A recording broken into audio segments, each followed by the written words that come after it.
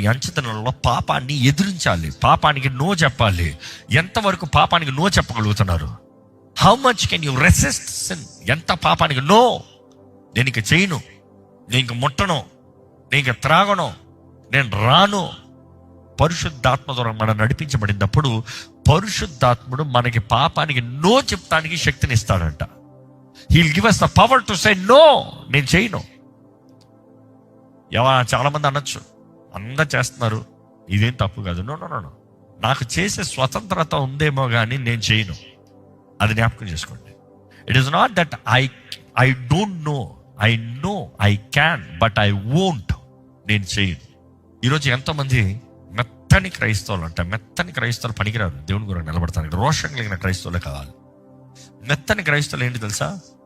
అయ్యో వారు ఏమనుకుంటారా అండి, నేను పాపం చేస్తానండి, వారు ఏమనుకుంటారండి, నన్ను నేను అపవిత్రపరుచుకుంటానండి, వారి బాధపడతారని నేను చేస్తానండి. అవసరమా? నీ వస్త్రము నువ్వు పరిశుద్ధంగా కాపాడుకోవాలి. నీకు అనుగ్రహించబడిన రక్షణ వస్త్రము నీవు పరిశుద్ధంగా కాపాడుకోవాలని దేవుడు కోరుతున్నాడు. Be holy, be holy. ఏది మీ పరిశుద్ధత? ఏది? ఈరోజు దేవుడు మనల్ని పరిశుద్ధులుగా చూడగలుగుతున్నారా? ప్రశ్న జవాబు ఇచ్చుకోవాలండి.